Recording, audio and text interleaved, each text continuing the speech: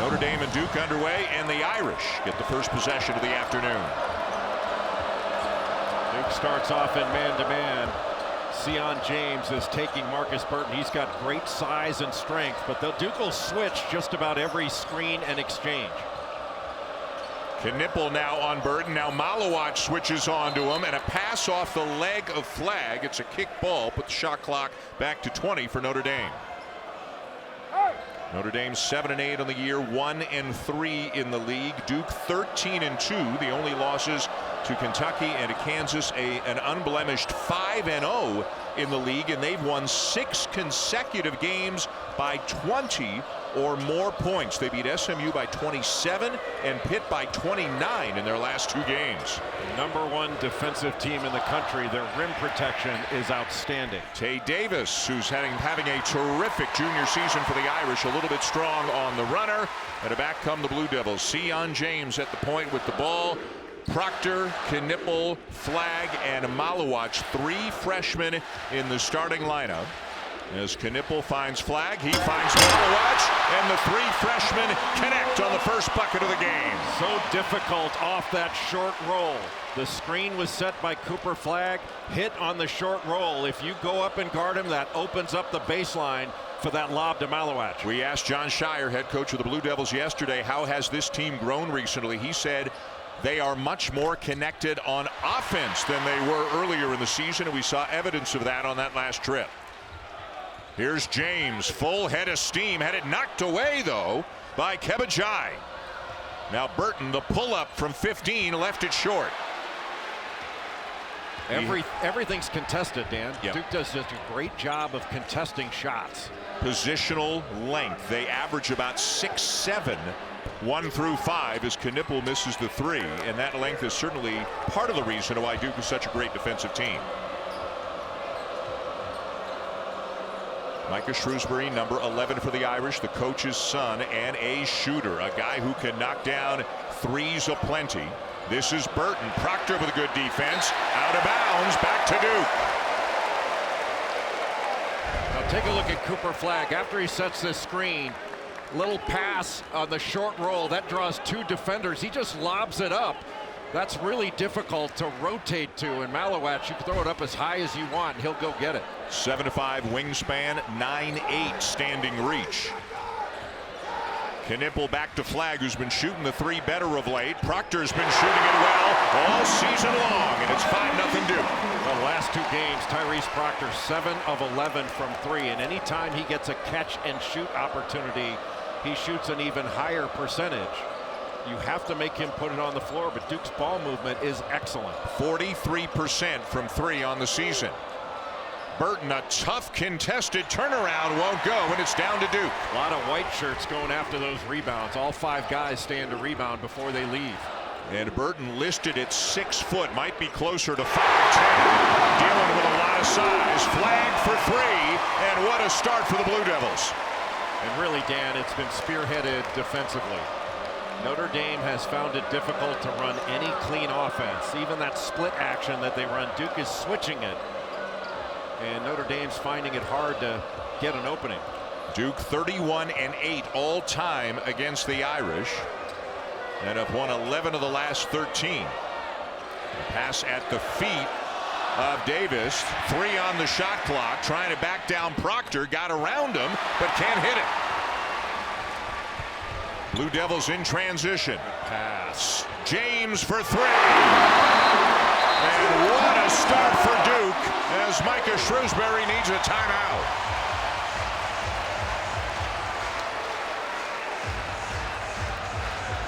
Great defense at one end and crisp, clean, unselfish offense at the other end. The Blue Devils have knocked down 3 threes already and have an early 11-0 lead.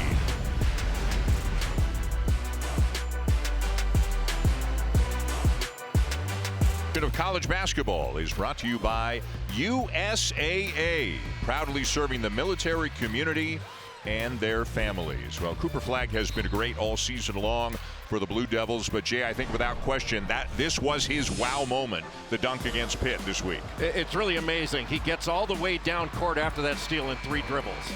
and obviously punched it at the end and drew the foul. The thing that, Dan, impressed me most about it, though, as impressive as this whole sequence was, he had just picked up his 3rd foul.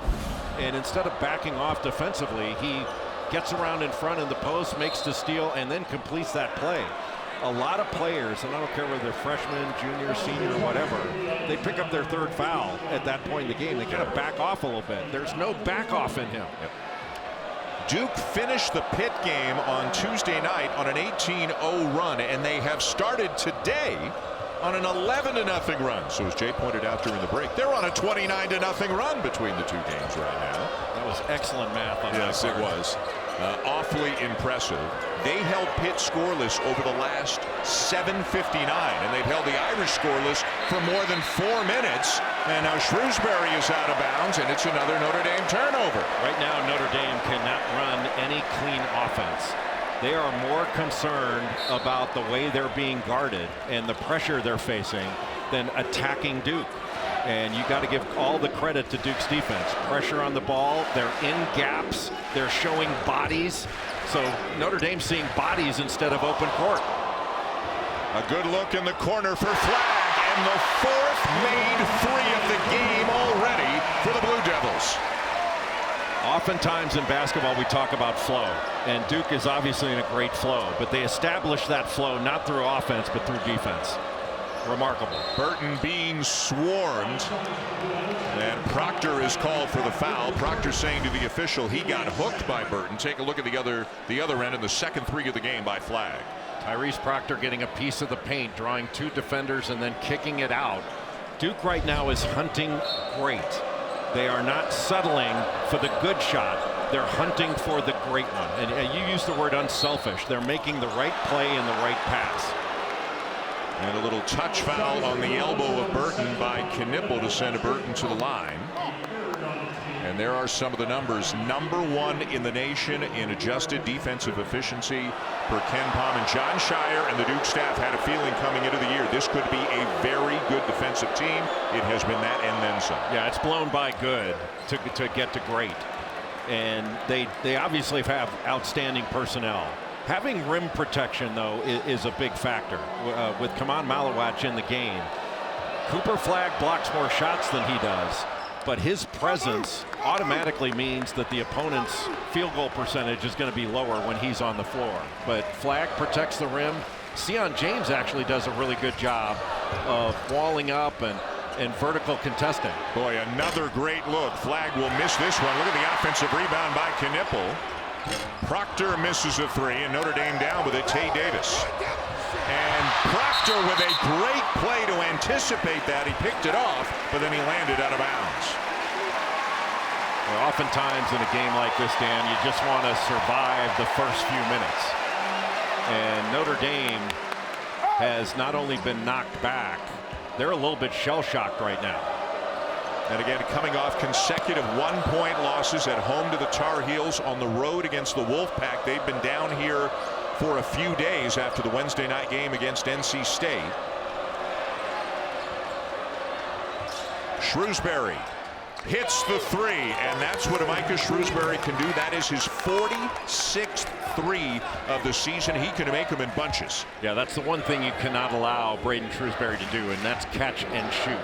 He's a player you cannot close out to. You've got to be close enough to him where a closeout is not necessary. The coach's son averaging almost 16 a game.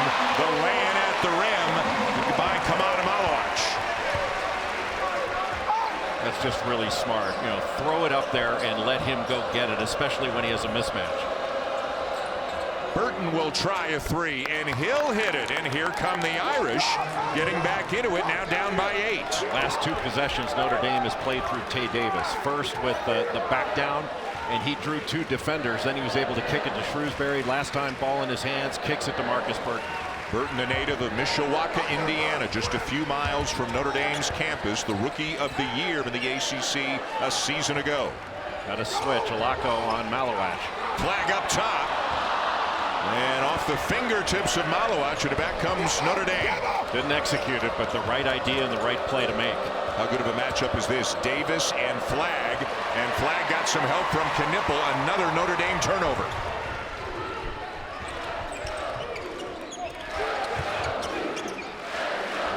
Boy, patient and unselfish.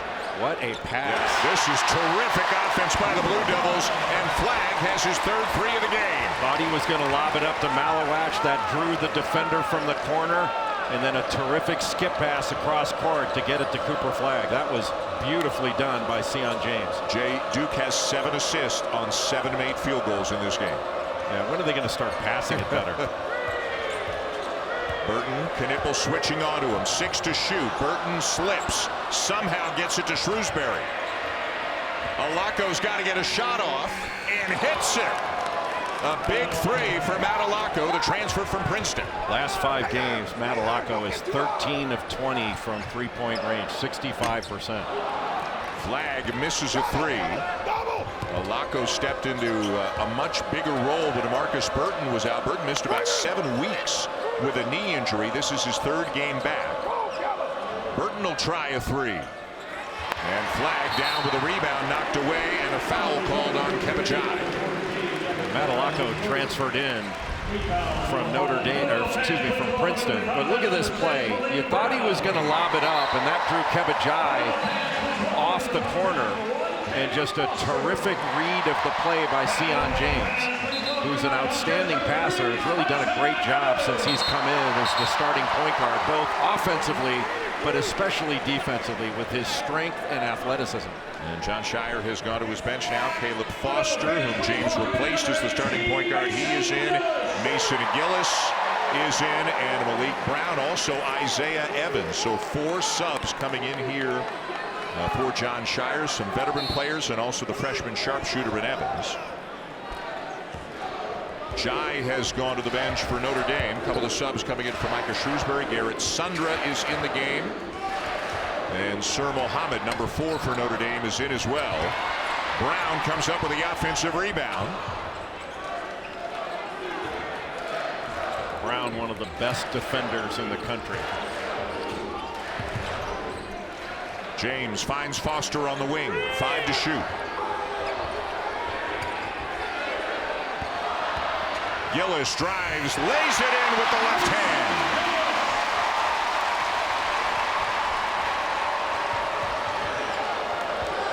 Shrewsbury with a nice shot fake, but Evans recovers.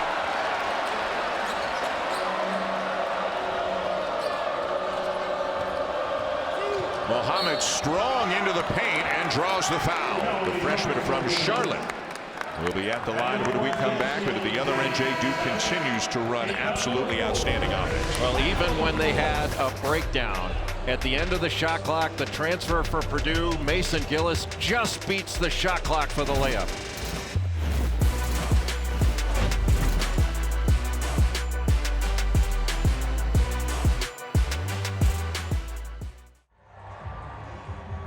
Keep an eye on Malik Brown, 6 in white, and Mason Gillis, his own teammate, falls onto the right leg of Brown after laying it in. You can see Brown reaching for his knee moments ago, walking under his own power, Jay, but he did leave the court and head back towards the Duke locker room. So they are without Brown, a great defensive player, very unselfish player, one of the leaders of their second unit. Also, Sion James has 2 fouls for Duke, so he is on the bench. Brown's a big loss. He's got 86 deflections on the season. He's 7th on the Duke roster in minutes played, and he gets over 6 deflections a game. By comparison, an outstanding defender, Cooper Flagg, has 44 deflections. 9-point lead for Duke. It took the Irish more than 4 minutes to score in this game. This is Patrick Gungba into the game because Brown has gone to the locker room and Maluach is on the bench. And the freshman from Manassas, Virginia, lays it in. Gungba's got great size and length and a really good feel for the game, a really good skill level. You know, one of the things that maybe doesn't get talked about enough about why this Duke team is so good is they have terrific depth. You bring guys like Gillis and Foster and Brown and Gungba and Evans off the bench. I mean, that is a terrific second 5 for John Shire. It's a great mix on this roster of young talent and then older, experienced players to lead that talent. Gungba showing poise in the post, and Cooper Flagg giving some support to his fellow freshman who's working his way back into the lineup after injury. Foster into Gungba, defended by Sundra. The kick back out. Foster a clean look. And Gillis is fouled underneath by Muhammad. Mason Gillis, coming from Purdue, of course, played in the national championship game a year ago. Really struggled to shoot the ball at the beginning of the year. It is getting better, and he brings more to this team than just shooting. But they're loving the fact that the ball's going in the basket a little bit more often for him. Yeah, he's still shooting just under 30% from 3 on the season, but he shot 46% from 3 last year at Purdue, playing with Zach Edey, mostly catch and shoot. But he's a career 40% shooter. Speaking of catch and shoot, Khaman, the freshman from Milwaukee, and it's a 14-point lead. He's been on a heater of late as well. Last 4 games, 13 of 30 from 3. Burton behind the back, helped by Gillis there defensively along with Foster, and a banked-in 3 by Muhammad, the freshman from Charlotte. His dad, Nazi Muhammad, played at Kentucky in a long NBA career, and the Irish are hanging around as they have started making some shots. Yeah, Sir Muhammad went to Myers Park High School in Charlotte, and his father, Nazi, he's coaching right now, but he hits more golf balls on the range than Vijay Singh. Sounds like you might be witnessing that you might be beside him every now and again. No, it's all word of mouth. I never do that. I've actually played with Nazi. When I'm the second biggest guy walking down the fairway, a little intimidating for the other golfers. Knippel at the line for the Blue Devils, averaging almost 13 points per game. And a great three-point shooter, now 28 for 30 on the season from the line. Leads this team in free throw percentage, shooting over 90%. But second in scoring, second in threes made. And talk about a guy with a great feel for the game. A little back and forth between he and John Shire. Knippel from Wisconsin, a huge Packers fan. Shire from Illinois, a huge Bears fan. The two teams split. They have pledged that each will wear the other team's jersey on the same day in the near future.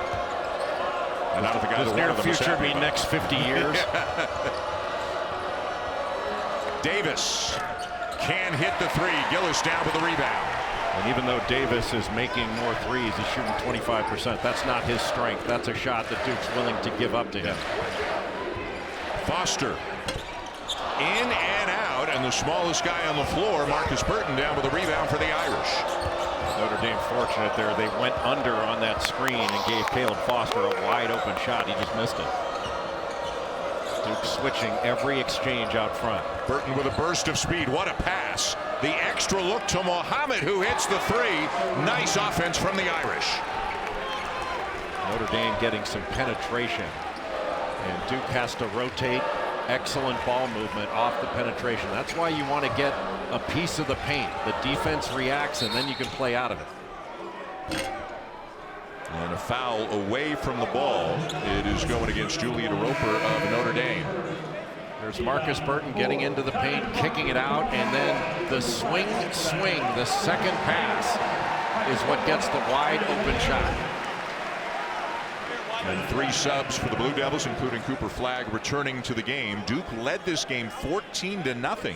Since then, it is 18-14 Notre Dame. They are down by 10. You're looking at Micah Shrewsbury there, the head coach of the Irish in his second year in South Bend, and has had a really interesting coaching journey. Was at Butler under Brad Stevens, was at Purdue under Matt Painter. As Knippel knocks down another 3, he's got 8. And Shrewsbury also was an assistant coach for 6 years with the Boston Celtics under Brad Stevens. And Brad's son Brady is a walk-on at Notre Dame playing for Micah Shrewsbury, so it all kind of ties together, but a lot of excitement around the program. Mike Bray had a tremendous run in South Bend, and Micah Shrewsbury's got a lot of returning players. Has a nice class coming in next year, trying to get this Notre Dame program back up near the top of the ACC. They've got their work cut out for them, though, here this afternoon.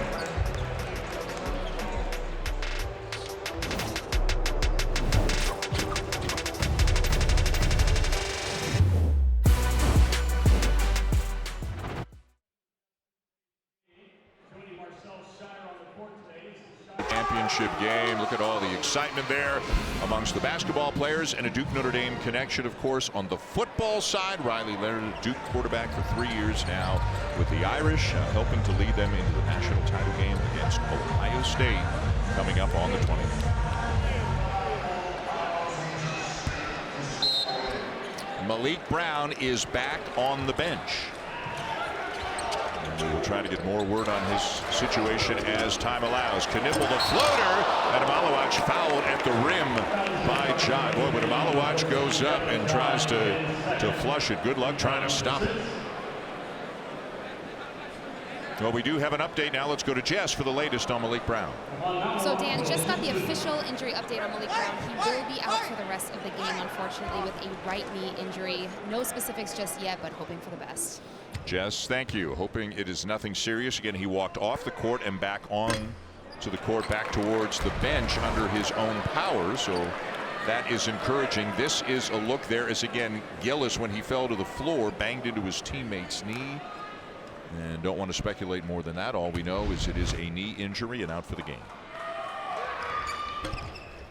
When Khaman Maluach sets a ball screen, especially on an open side, he rolls to the basket. You can just throw it up as high as you want to, and he can go get it. What a weapon.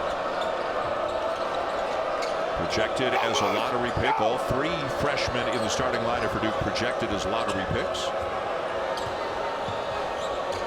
The handoff to Burton, guarded by Knippel.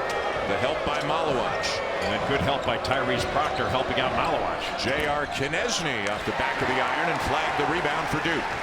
Well, Duke is doing a really good job on the defensive glass. All 5 guys are staying to rebound before they go down court. Knippel short on the 3. Irish ball.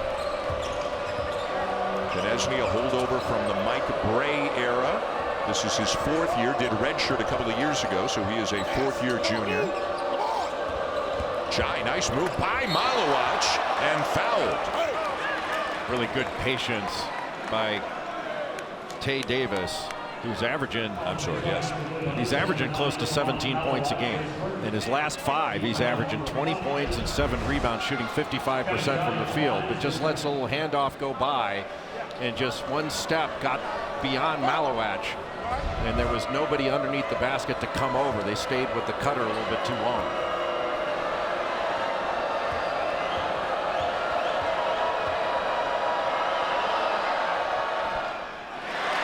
Cannot hit the first. Jai coming off his first career double-double. 10 points, 11 rebounds Wednesday night in Raleigh against the Wolfpack. The Irish, again, they stuck around for a couple of days, being down in North Carolina Wednesday and Saturday. They practiced at NC Central once, practiced at NC State once, came in here Thursday night and again yesterday. One of the things Jai does really well is his defensive communication.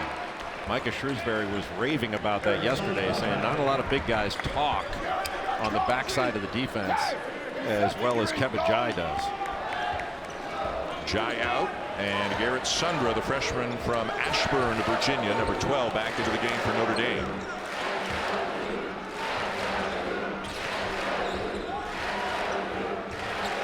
Duke 10 assists on 11 made field goals. Around and out. What a rebound by Maluach, but he couldn't lay it back in. Just ran a little stagger underneath, and Proctor wide open after that Maluach screen. And a rare transition opportunity for the Irish, but the Blue Devils get back. Burton, a deep one. Comes up empty. This has been a struggle on the defensive end, and you can see a little bit of frustration on the face of Markus Burton. He has not been able to breathe out there with the length and athleticism that's been right in his grill from the opening tap. Again, his 3rd game back after missing 7 games with a knee injury. And he means so much to Notre Dame. Flagg. And we have an injured Notre Dame player, I believe. Tate Davis is down, but maybe is okay. Maybe just was reaching down to adjust his shoe as he wound up on the seat of his pants after trying to defend Flagg. And now reaching down for that right ankle a little bit. And yet Flagg stepped on his foot. That's something you don't see that often. Odd looking play.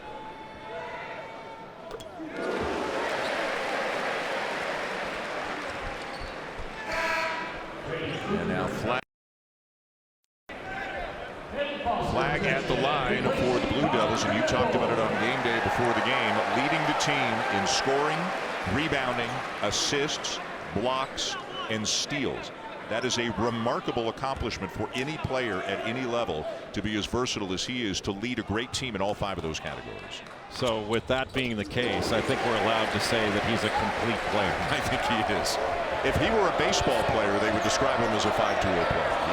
He does everything. Is he? You had seen him before, but given the hype and the accolades before he even got to Duke, has he been what you expected him to be? He's been better, frankly. Yeah, he's been better. The maturity level, and I think the level of competitiveness that he has, it honestly, it reminds me of the kind of competitor that Christian Laettner was when he was here at Duke.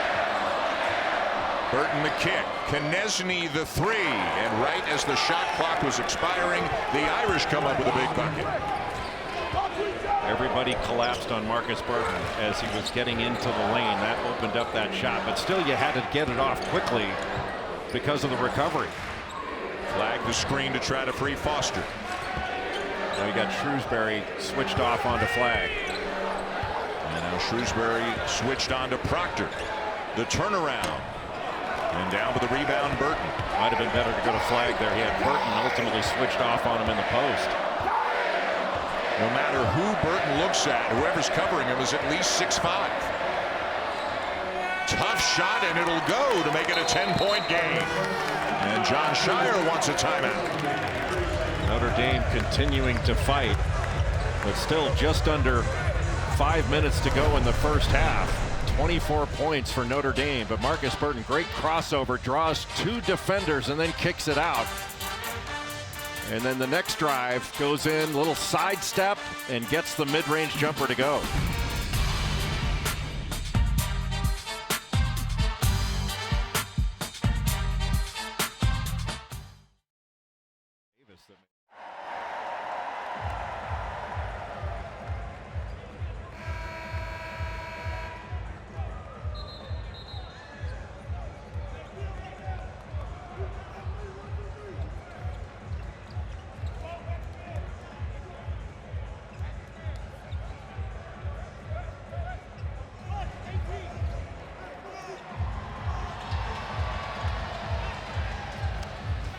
Well, Monday night, it's going to be the NFC matchup between the Vikings and the Rams. As you probably know, because of the terrible wildfires in LA, this game has been moved to Glendale, Arizona.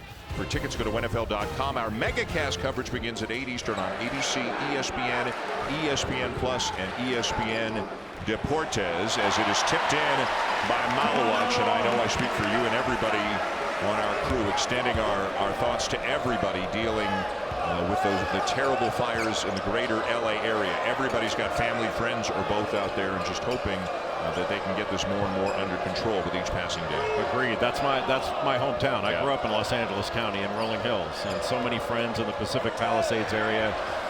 It's heartbreaking and really unimaginable what's happening.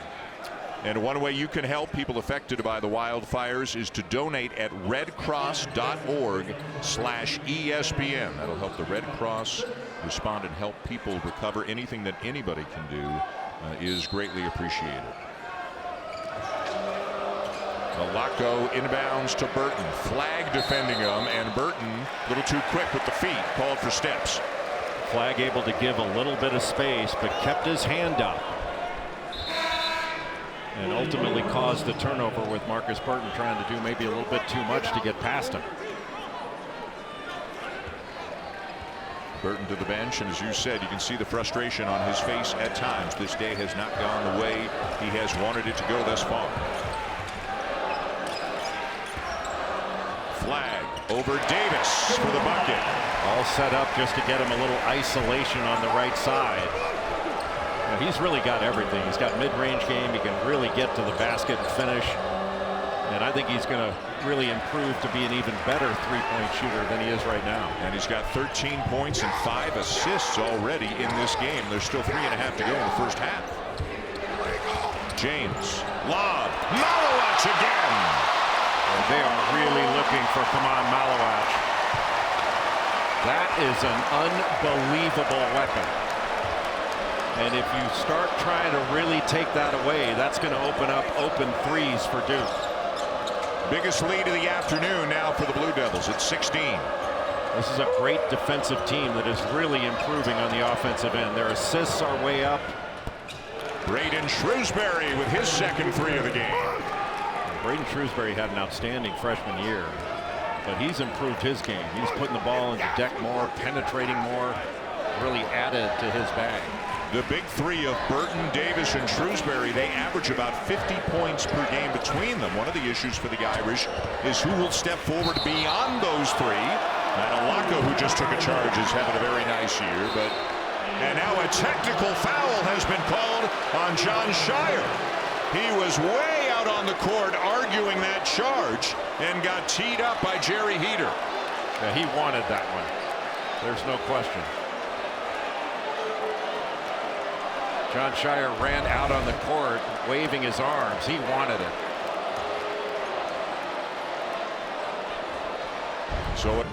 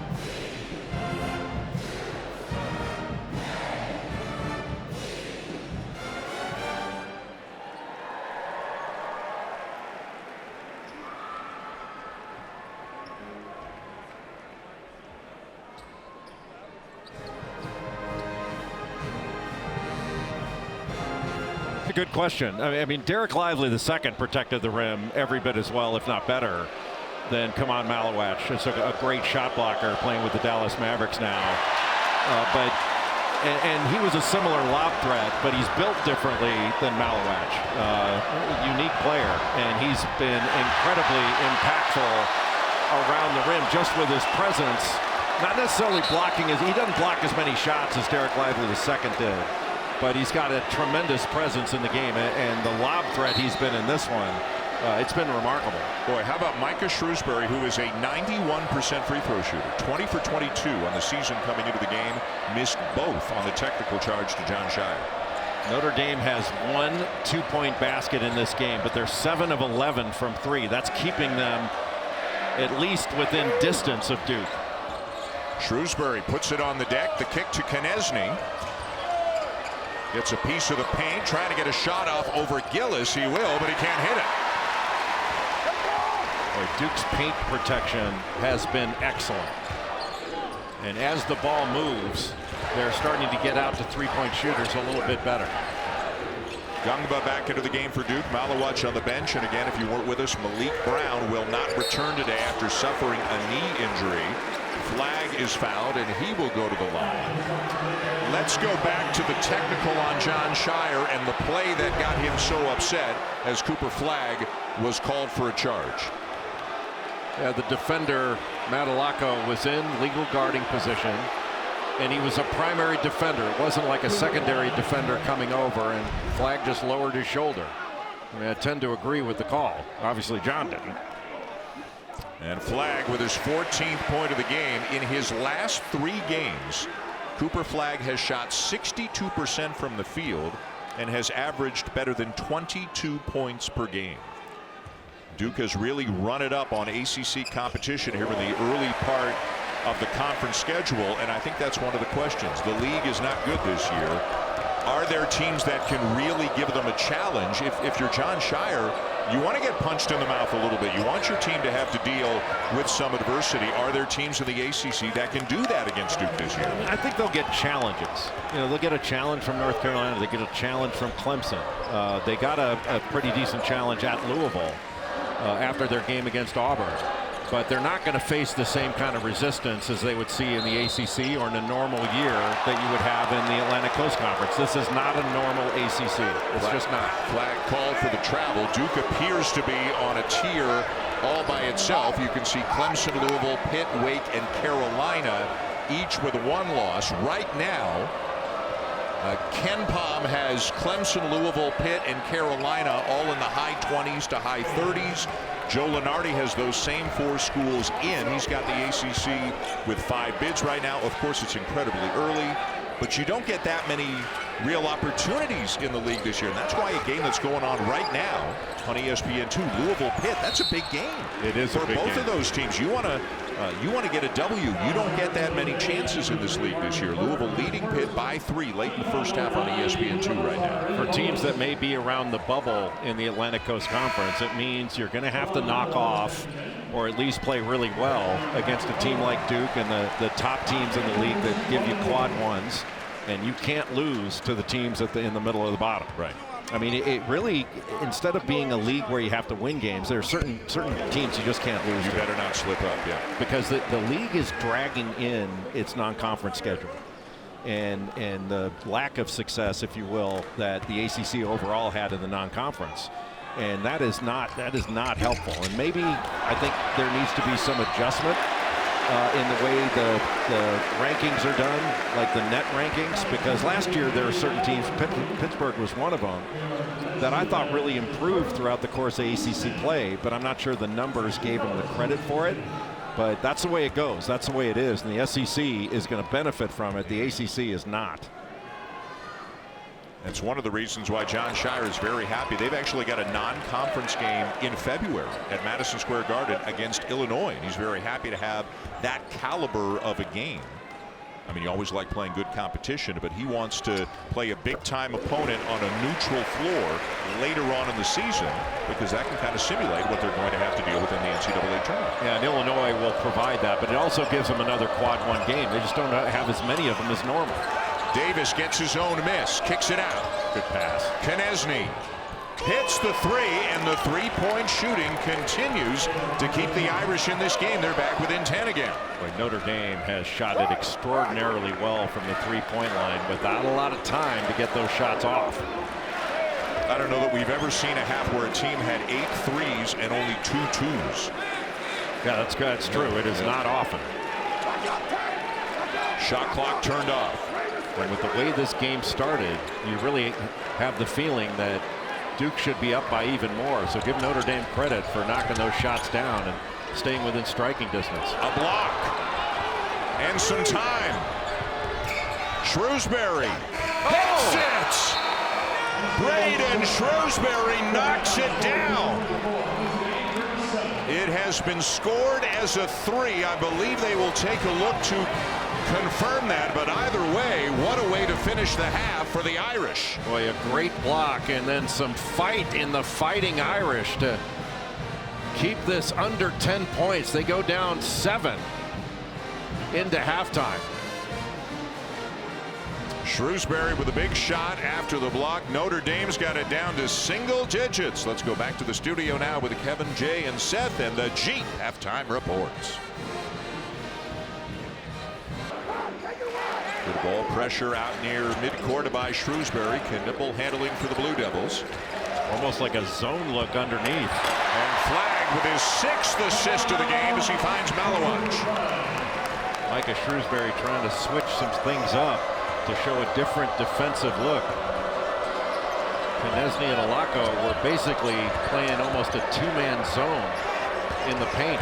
Maluach is 5 of 6 from the floor. You can see why. All the looks have been right around the rim. Burton shut off on the baseline by Proctor. Somehow got the shot off, and a battle for the rebound. It is going to be a held ball. And the possession arrow is going to give it to Notre Dame.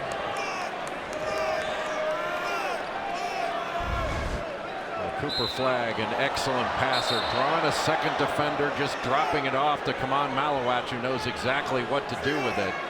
But anytime you help up, Maluach is there either for the lob or the drop-off. Shrewsbury with the quick catch and release from the corner, and a foul as well. Well, you talk about a quick trigger. That was catch and release. And Knippel trying to close out just a step and made contact with Shrewsbury. Just got caught looking at where the ball might be as he negotiated that screen and went right in. You have to let the shooter land, and Knippel did not do that. And missed another free throw. He's missed more free throws today than he had missed all season coming into this game. Otherwise, Notre Dame would be right in this game, but he is still having a terrific afternoon. He's averaging better than 4 made threes per game in ACC play.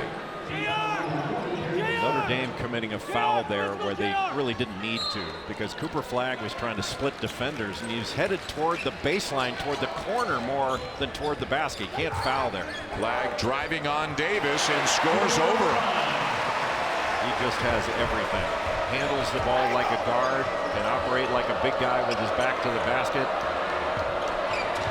Versatility personified. Certainly one of the guys in the running for National Player of the Year, Janai Broom of Auburn, another guy having a sensational season. The layup will go for Davis, just his second field goal of the afternoon for a guy averaging better than 16 points per game. Quick move and took advantage of Maluach playing a little more straight up and down rather than playing low. Davis 1 year at Seton Hall, his second year now in South Bend, has taken a big step forward this year. He is 10th in the league in scoring as Knippel is fouled by Matt Alako. Well, first Davis was able to receive this pass, but he was playing low, and usually the low man wins in basketball. Got his shoulders past Maluach and quickly up on the rim, and Cooper Flagg, Notre Dame didn't overhelp there, one-on-one in the post, and a great pivot back to that right hand.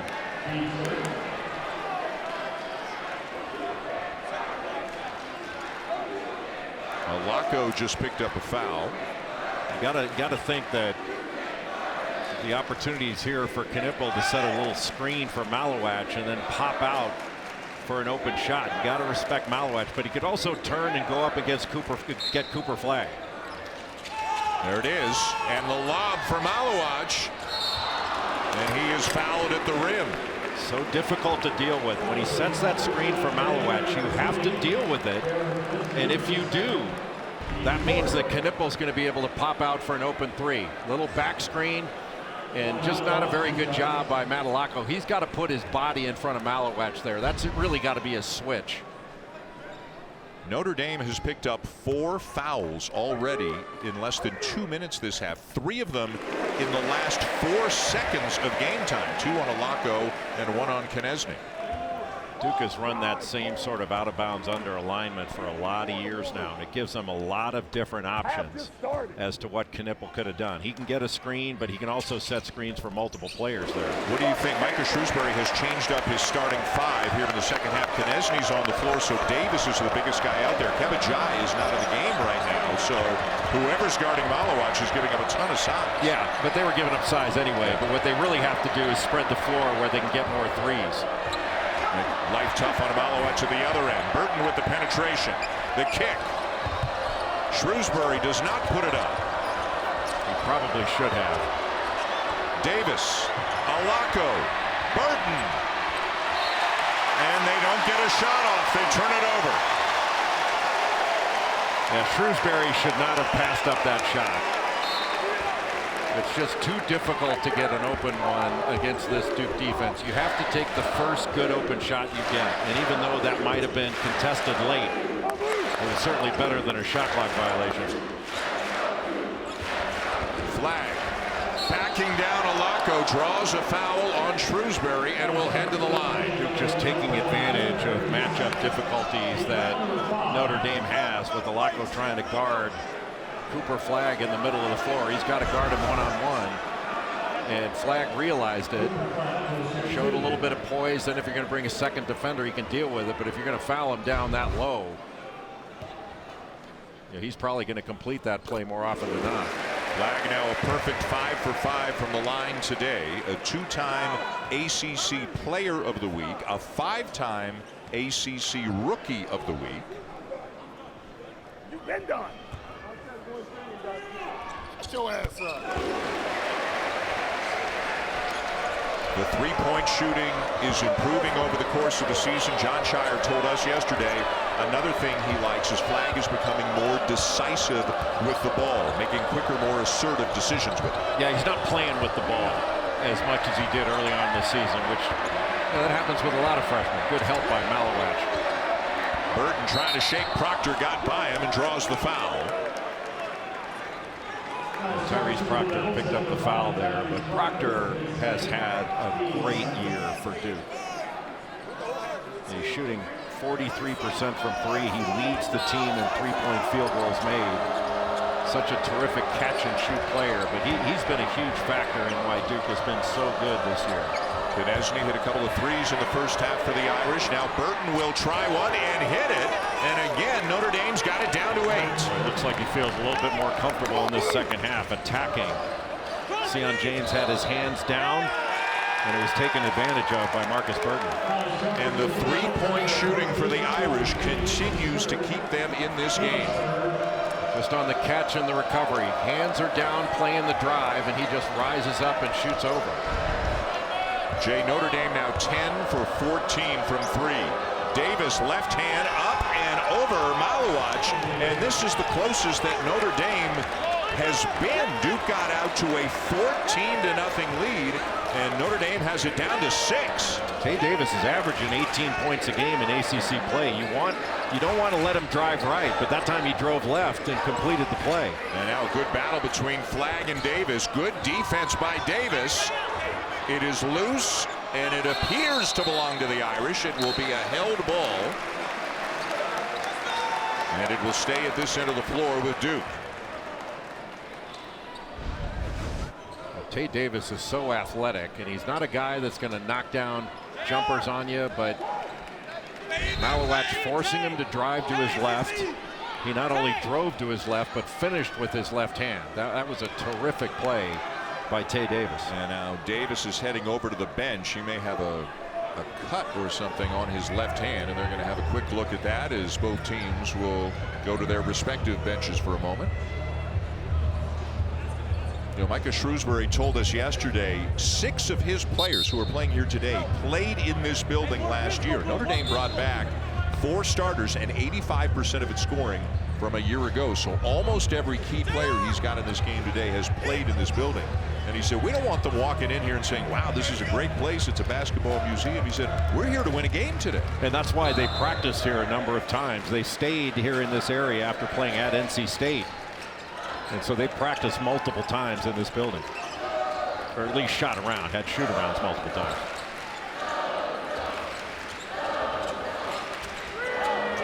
Proctor into Flagg, got a mismatch with Burton, and Burton fouls him. Team foul number 6 on Notre Dame already in the second half. Duke just taking advantage of every mismatch they get on a switch. Went right to Cooper Flagg as soon as Burton switched off on him. And if Burton hadn't been called for that foul and it went a little bit further, that chicken wing came out. Those kind of things can wind up as offensive fouls. Now Knippel trying to back down Olako, and he lays it in. Duke just playing bully ball right now when they get a matchup they like. They're bigger at every spot on the floor. They're going to see a lot of that when they play Illinois. Illinois loves that bully ball back down. Davis rejected by Maluach. Flagg for 3. His 4th of the game, and the lead is up to 11. Well, you add consistent three-point shooting. Cooper Flagg came into this game having hit 16 threes on the year at 31%. He doesn't look like a 31% three-point shooter in this game. Burton nearly had it knocked away. Olako has to kick it back out. 5 to shoot. Burton is bumped and fouled. Well, Khaman Maluach is such a presence on both ends of the floor, but especially on the defensive end. Moves his feet and able to recover and block the shot by Tay Davis with the right hand. The other end of the floor, Maluach sets the screen. Khaman late getting up to it, and Cooper Flagg a three-point shooter now.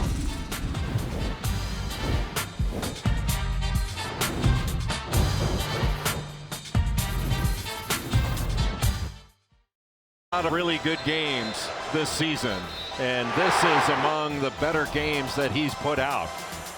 He has got 22 points in this ball game, 6 of 9 from the field. He's knocked down 4 of his 6 three-point attempts. This is his 8th 20-point game on the season.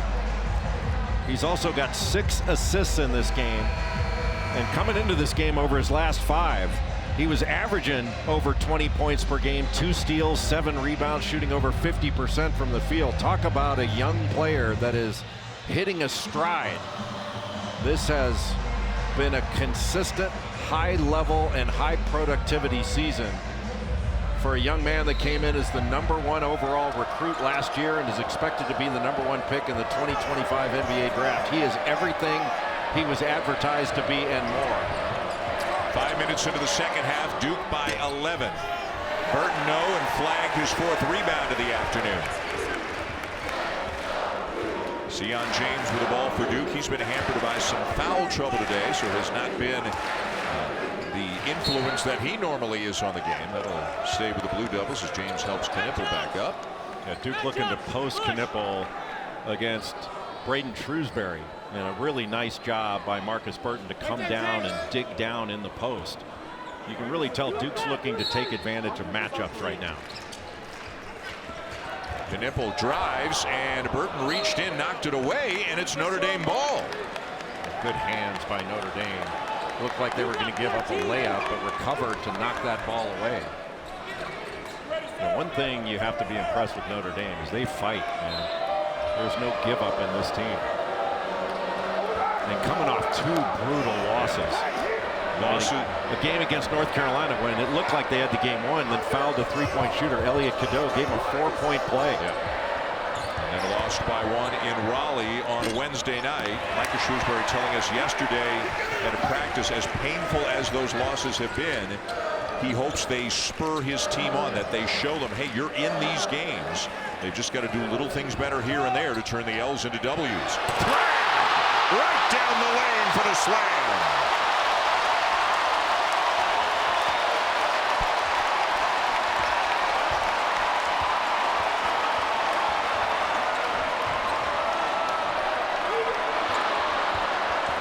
He's got 24, and those were the 2 loudest of the day.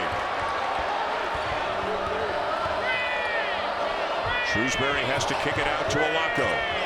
Duke doing a better job on this possession in their gap coverage.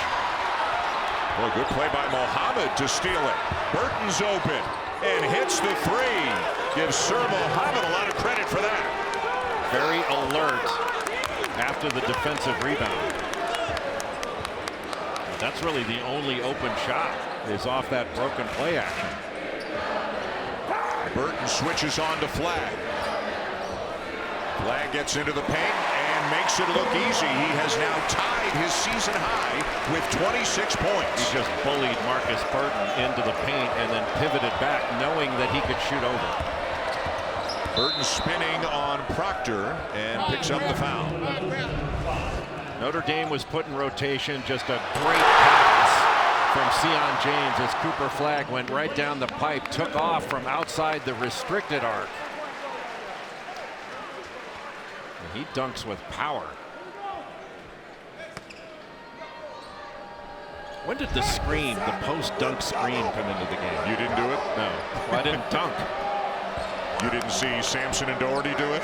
No, they just laughed. They just laughed after they dunked on me. 12-point lead. Flagg's got the post dunk screen out of the science as well. He's getting more and more practice at it. Alako, nice look. Mohammed.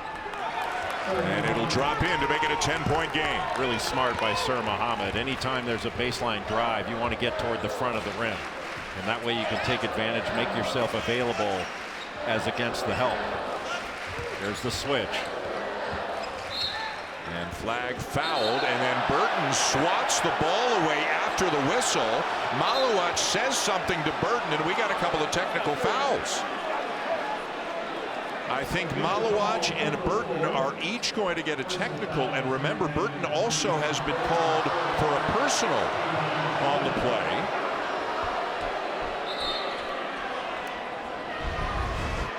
It's also going to put Notre Dame over the limit. No technical there. It was after the players started talking to one another right there that Maluach and Burton were teed up. I don't know why you tee up both of them. I mean, Maluach came over to Burton, but I don't know what was said. A lot of times, you know, that's kind of like the double foul thing. I was never a fan of the call of a double foul on a possession, and I'm not a fan of the double technical, but you know, talking with officials, they'll say that can be a really useful tool for them. You know, you call the double technical here and kind of puts an end to all this. Yeah, I'm kind of with you. I mean, Maluach definitely deserved one, but maybe just speaking back to Maluach got Burton the foul. So Burton gets two, right? A personal and a technical in the same play. He's got 3, we believe, right now, but he has gone to the bench. But doesn't it seem to you like somebody comes over and bumps you, but you don't have the right to respond to that? Like, you didn't do anything on the say anything. Yeah, no, I'm with you on that. But I don't know what he said. Maybe it was tech worthy. And a little push there on Gillis. And that is the 7th team foul on the Blue Devils here this half. So both teams are in the bonus with better than 12 minutes to go. Sometimes it's hard for players to remember, but after the officials call technical fouls, oftentimes you'll get a tighter whistle right after that. So you have to adjust a little bit.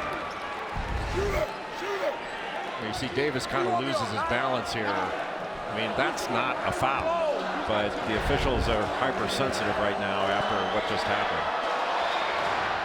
So there will be a lot of free throws the rest of the way here in this one as Davis knocks them both down. He'll go to the bench. Jai returns.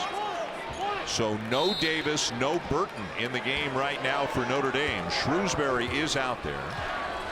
And given the foul situation, you have to expect Duke is going to continue to attack mismatches once they get a switch. Caleb Foster into the game for Duke. James swings it cross court. Good look for Foster. Left it short, and Alako in transition for the Irish. That was a great screen by Maluach on the skip pass. And Notre Dame really trying to spread the floor. And a lot of long possessions for the Irish, taking it right down near the end of the shot clock. A good switch back. Maluach was on Alako. Alako nowhere to go. Good help by James. Shrewsbury with a runner won't go, and down with the rebound is Flagg. Crossover. Up over Jai to lay it in, and he's got 28 points now in this game. Make it 30 now for Cooper Flagg as he continues to add to his huge totals here today. Some seem like they should count for more than 2 points. Cooper Flagg, there's nothing that he cannot do on a basketball floor, and he is really showing it in this game.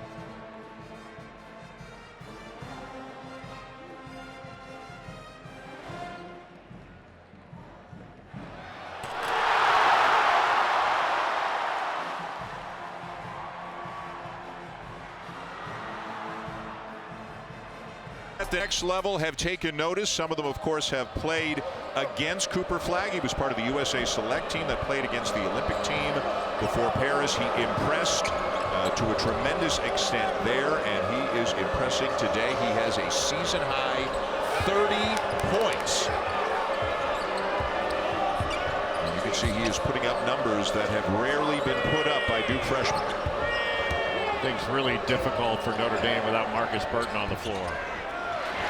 Maluach down to the rebound, and by the way, it has now been updated. The official stats monitor had Burton with 3, but it is 4, the personal and the technical. The technical counts as a personal, and we were wondering for a while, but those were fouls 3 and 4 on Markus Burton. So Micah Shrewsbury's got to sit his star guard on the bench for a while.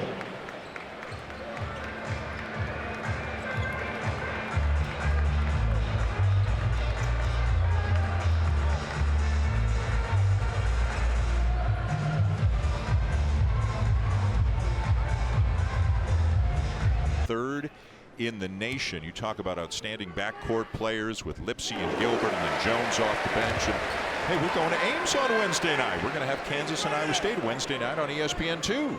Do we have a heated garage?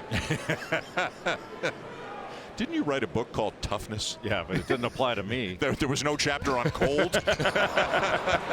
Maybe in the second edition, the paperback edition, you could add a chapter on cold. Yeah, maybe if I grew up in Canada. I'll bring an extra toque. I got plenty. Markus Burton back into the game. Better than 10 minutes to go, playing with 4 fouls. Yeah, they couldn't wait. He's just going to have to show maturity on the defensive end, not pick up a cheap one. Maluach on Burton after the switch. Burton's going to drive him. Maluach commits the foul. Burton going to the line.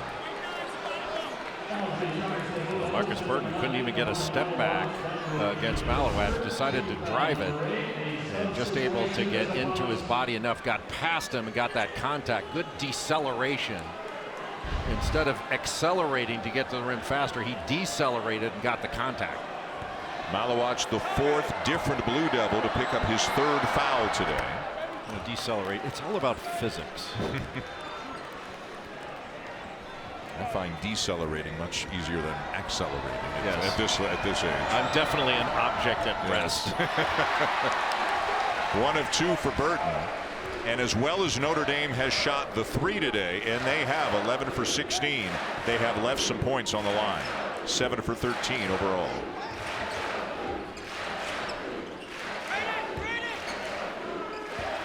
Flagg having an enormous afternoon. Maluach having a pretty good day himself. A really good pass by Cooper Flagg. Notre Dame was fronting Khaman Maluach. He just got an angle, and Cooper Flagg just threw it right up to the basket for him.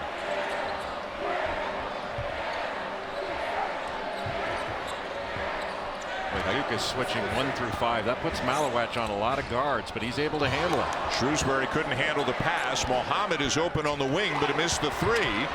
And Gillis runs it down for the Blue Devils. Flagg with 31 points, 6 rebounds, and 7 assists. And a Notre Dame foul. The last pass that Cooper Flagg made, just recognized that Burton was fronting Maluach, just threw it right up. And the help a little bit late getting there. Good job by Maluach to corral that ball and not bring it down too far.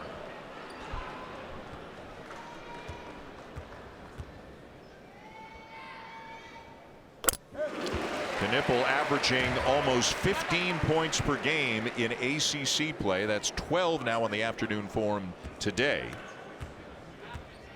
And another guy with a complete skill set. Really good driving the ball and drives closeouts very well, but he can really shoot the ball. And now Maluach will go to the bench. Remember, Malik Brown is out for the rest of the game with a knee injury, and John Shire has kind of downsized right now. There are no true 5s in the game for either team at the moment. Flagg and Davis, the 2 biggest guys on the floor. And a Duke foul. Caleb Foster.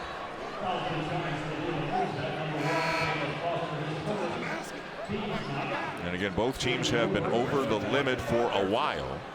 Still 1-1 here on this trip for the Irish.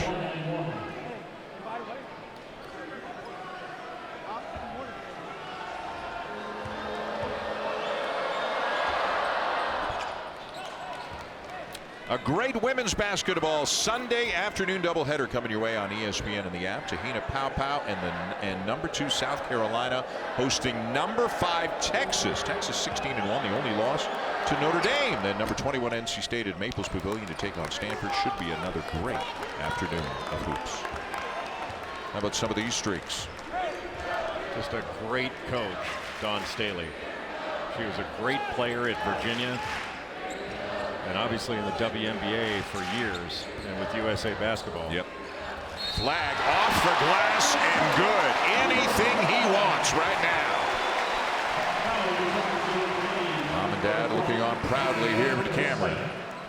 Gillis is a little slow to get up and getting helped back to his feet by teammates. And whatever it is, trying to walk it off. It is so difficult, these mismatches. Roper having to switch off onto Cooper Flagg. Just got his body right into his landing area, but Flagg just so big and so skilled, able to get to his spot and shoot over.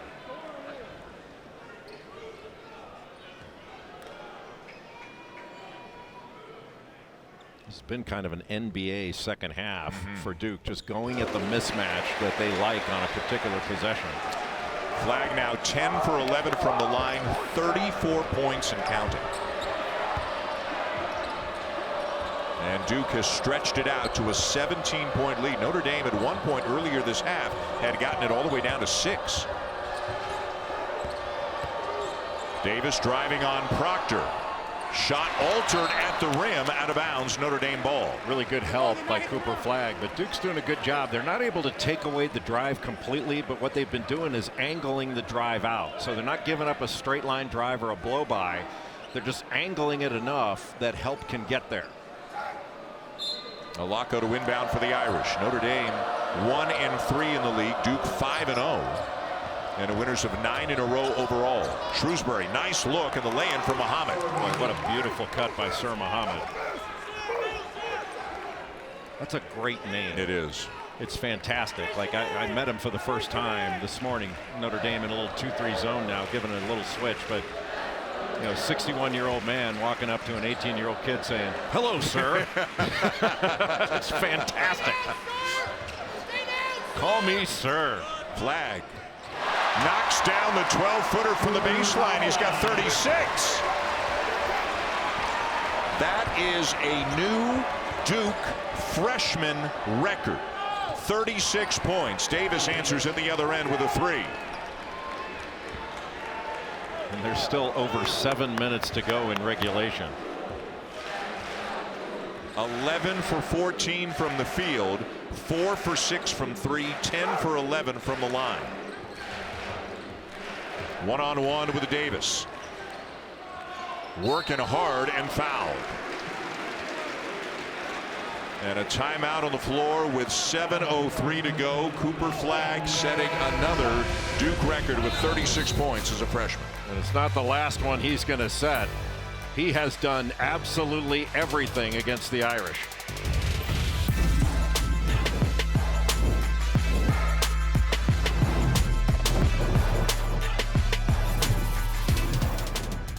Quite the afternoon for Cooper Flagg here against Notre Dame. A Duke freshman record 36 points.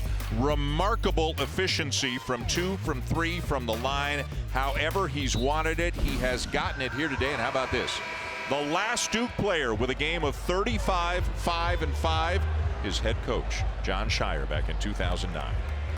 That was Jon Scheyer's senior season, where Duke had an older team and went on to win the national championship, beating Butler. Micah Shrewsbury was an assistant coach to Brad Stevens at that time. But Cooper Flagg, 36 points. He's 11 of 14 from the field, 14 shot attempts. Now he's taken 11 free throws, and he's going to add to that total right now.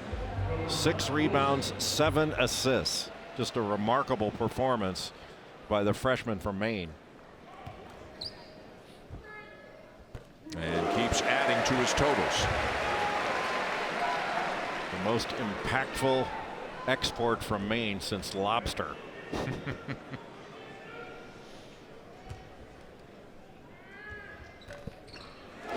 Makes them both. Jay, he's got 23 points in the second half. Yeah, he's had a great game in the second half. Yeah. His first half was pretty darn good too. And our statistician John Madry, the legendary John Madry, telling us the three freshmen, Flagg, Maluach, and Knippel, have all the points that Duke has scored here in the second half. Burton surrounded, has to kick it out. Just so much size for him to deal with. Alako from the baseline left it short. Rebound James. Duke's done a much better job in this second half of really rotating the three-point shooters. You know, if they can make the tough two, hats off to them, but they're not giving up as many threes as they did in the first half. Knippel finds Proctor. Kick to the corner for James. 3 to shoot. Into the paint and up, no good. Offensive rebound, Maluach, and he's fouled. Maluach just went right over the top of Burton. Muhammad was there on the backside, but just nothing that Burton could really do when you're going up against a guy with a standing reach of what, 9'8". That's imposing. That's intimidating. That is imposing. Yeah.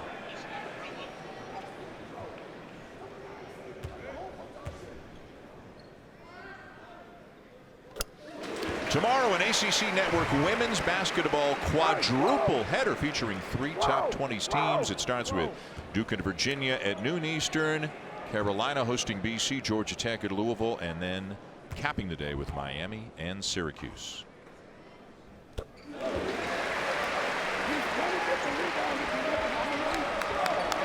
Duke led 14-0. Notre Dame got it down to 6 earlier this half, but it's now up to an 18-point lead under 6 to go. Remember, Duke's won the last 6 games in a row, each of them by 20 or more points. 9 in a row overall, the last 6 by 20 or more. And last time that happened was 1999. The Duke team went to the national championship game, losing to UConn for Jim Calhoun's first national championship for the Huskies. But that team had Elton Brand. I mean, it was ridiculous. Trajan Langdon, ridiculously talented. Flagg to James. Back to Flagg, 5 to shoot. Knippel will launch a 3. And the rebound to Alako. After a really good block out on Flagg. Muhammad getting big minutes today. Steps into a 3, left it short. And Maluach the rebound. But if nothing else, Micah Shrewsbury trying to find guys who can step up and support the big 3, if you will. And I think Sir Muhammad has certainly given them some things to think about here this afternoon. Yeah, and some of their freshmen, Muhammad among them, need to give consistent productivity going forward where Notre Dame can get a reliable 8-man rotation. Good pass. Shrewsbury checked to make sure his feet were behind the line, missed the 3, and it's Duke ball.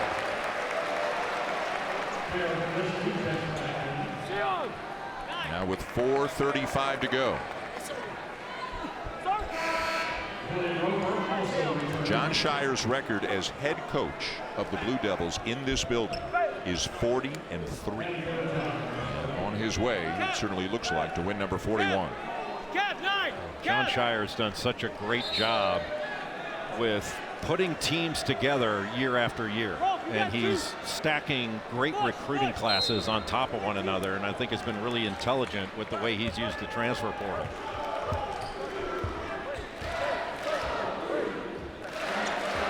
Blue Devils not in a rush.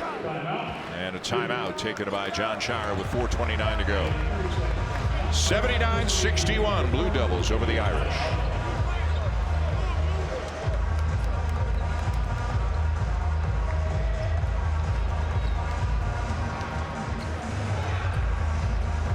Here, an enormous afternoon for Cooper Flagg. The freshman has 38 points, 7 assists, and 6 rebounds. He is still in the game. Notre Dame in the zone.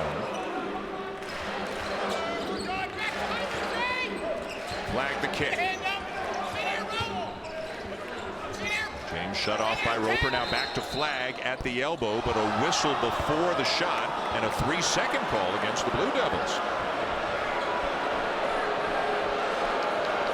I think it was Maluach in there. Yeah.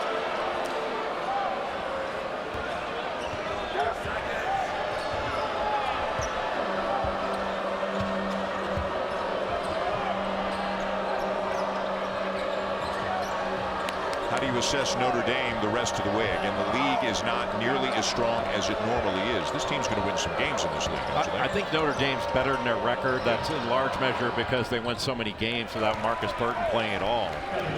And it's tough to judge a team just based on how they've played against this type of defense. You know, Duke is an extraordinarily good defensive team. And look what they did to Pitt the other day. I mean, this team can really guard.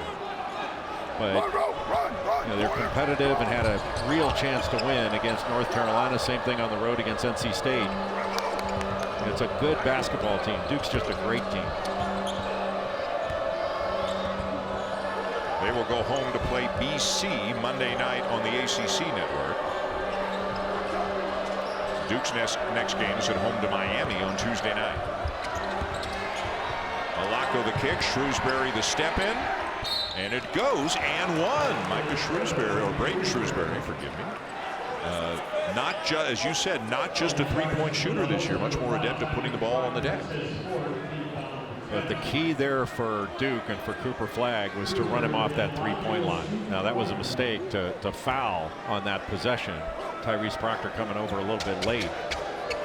But on the closeout, you know, you say closeout under control, you got to run that guy off the three-point line and make him take a tough two. Completes the three-point play. Proctor out, Gillis in for the Blue Devils. Still 3:03 to go, down to 13. 2-2-1 3/4 court pressure. And they get it over without much difficulty.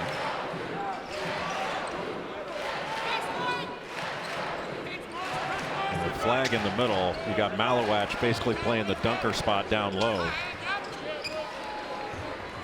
James. Followed by Flagg, couldn't finish it. It's still live.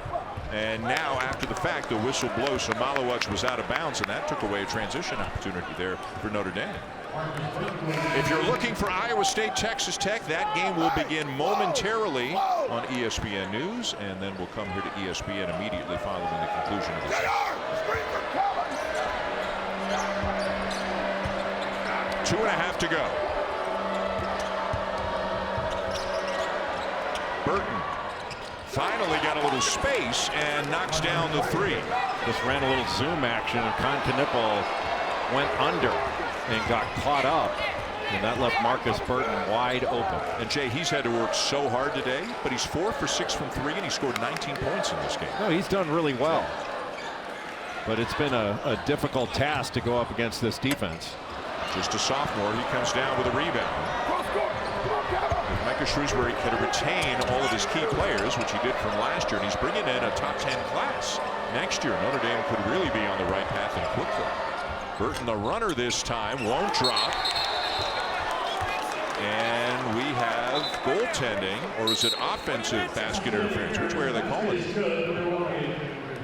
Oftentimes when it's even close, the officials are going to call it, because if they don't call it, they can't review it. If they call it, they can go look at it. There was no signal for count the basket, so we'll have to get another look. Whose hands were in the cookie jar?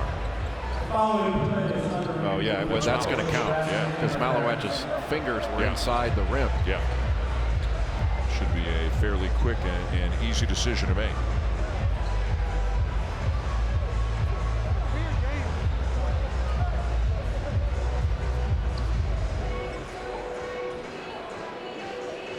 If this counts, it's down to 8. Yeah, it's got to count. Yeah.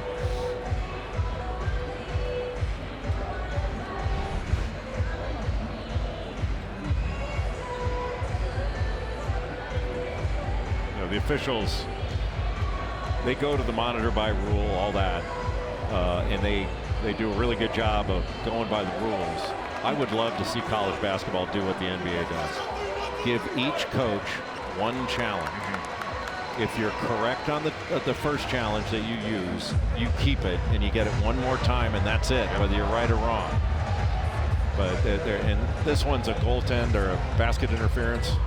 I probably looked at both, but there are way too many trips to the monitor in college basketball. So count the basket. Notre Dame is now on a 10-0 run, and it's down to 8 with still 1:46 to go. It kind of looked like smooth sailing for Duke into the final few minutes of this game, but the Irish continuing to put up a fight. Yeah, for a while, about 4 minutes ago, this game became about, is Cooper Flagg going to get 40? And now there's a little bit more game pressure on the Blue Devils coming down the stretch. Give Notre Dame credit, man. They hang in there. Sticking with the 2-3 zone. Proctor. James for 3. Not there. And it is saved. It is loose. And it is tied up. And the possession arrow is going in the direction of the Irish. A little surprised that Shrewsbury tried to save that. But you certainly don't want to save it right underneath the basket. I mean, that went right to Cooper Flagg. Just went off his leg.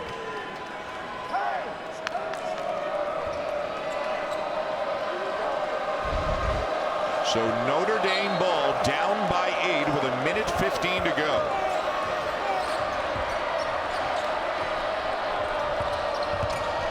Jai the kick to Shrewsbury. Burton the drive on Flagg. Good pass.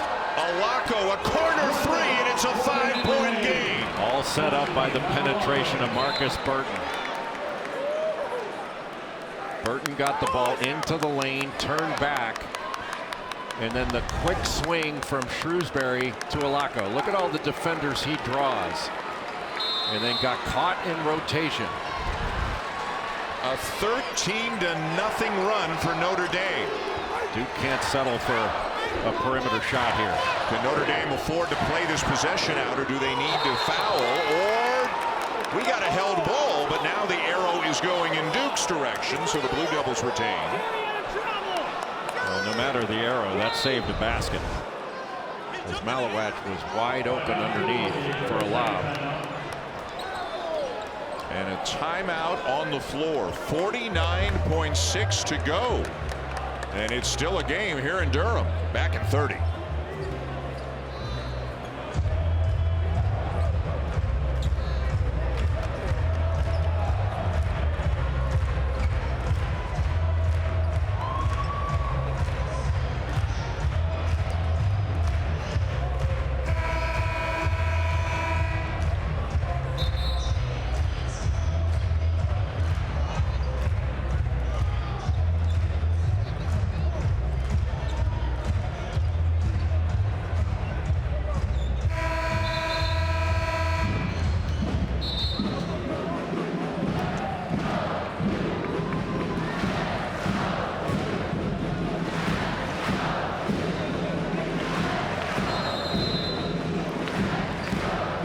You're not kidding. The Irish have made a game of it again on a 13-0 run. 49.6 to go. Can they get another stop on this trip? Duke ball, 20 on the shot clock.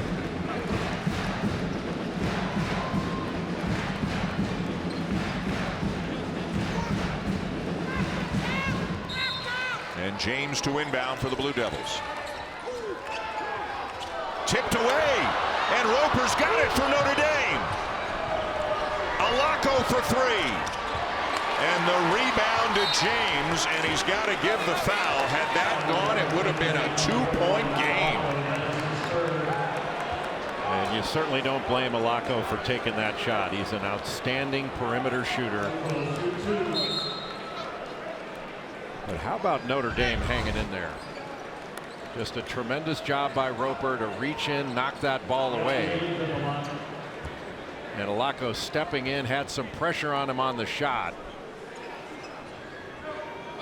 But just that close to really putting some heat on the Blue Devils. A 48% three-point shooter on the season, so you can't blame him for trying. Burton and Davis returning now for Roper and Jai for the Irish. There's still plenty of time left to extend this game for Notre Dame. Make or miss right here. And I think Notre Dame wants to look to attack the rim as quickly as they can. And then if you can force help, then you kick it out. 1 of 2, 6-point game. Burton drives and hits. 4-point game. Timeout Notre Dame. Really smart. Just a few seconds coming off the clock. And now you have a 4-point game with Notre Dame able to apply some full court pressure. Duke needs to get its best free throw shooting 5 on the floor. Markus Burton up to a team high 21 now on the afternoon. Really smart job by Markus Burton to attack the rim. Didn't draw additional defenders, but went right into the body of Sion James. James did not want to foul, and he's able to get the quick score that can help extend this game. By the way, elsewhere in the ACC, they've gone final in Pittsburgh. Louisville with a big road win. They have beaten Pitt 82-78 here today. Here's today's game summary, including a Duke freshman record 38 points for Cooper Flagg. But the big story right now is that bottom note, a 15-1 run for the Irish. Right now, it's incumbent upon Notre Dame. They want to try to get a quick trap, quick steal. And the question is, if you're going to foul and play the foul game, who do you go after? Right now, look, if you can get a foul quickly on Sion James, if he gets it, you might want to foul him first.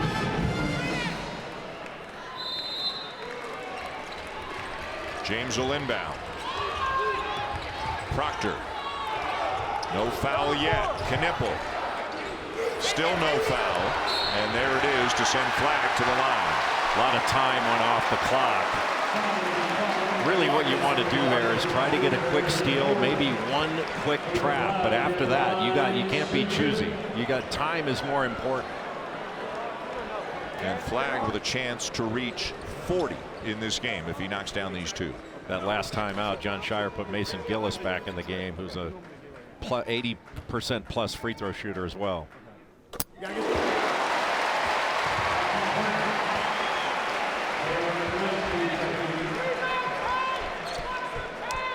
right now, make or miss for Cooper Flagg. Notre Dame wants to do what it did on the earlier possession, get the ball to the rim.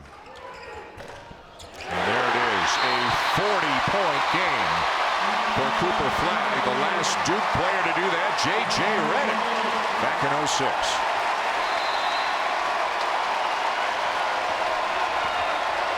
Maluach back into the ball game for defensive purposes. Burton trying to get to the glass again. Shot altered by Maluach, who runs it down and is fouled with 15.8 to go. Really smart substitutions by John Shire late.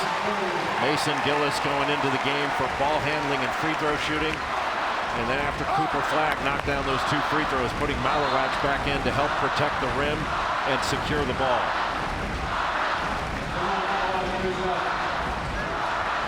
This game did not look like it was going to come down to the end with about 5 minutes left.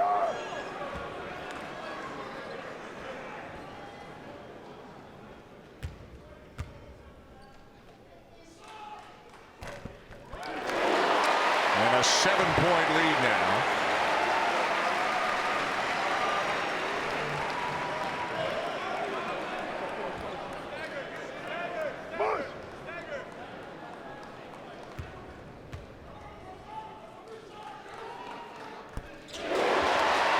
With a big day himself. How about 19 and 10? Yeah, his best game of the year. Burton 2 more. 84-78, but down to 8.6 seconds remaining. There is no quit in Markus Burton, no quit in Notre Dame.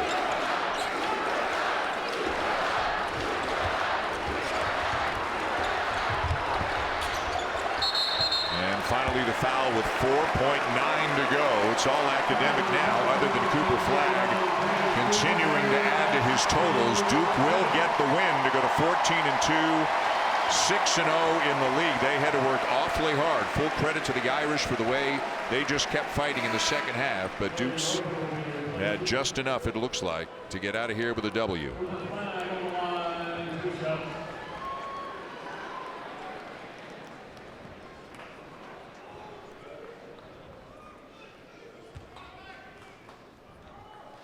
Just tied the ACC freshman record. 41 points, sharing it with Olivier Hanlon. Mom and dad looking on. Cooper Flagg has done this on 14 field goal attempts. This will be his 16th free throw. A new ACC freshman record. And the loudest ovation of the day belongs to Cooper Flagg.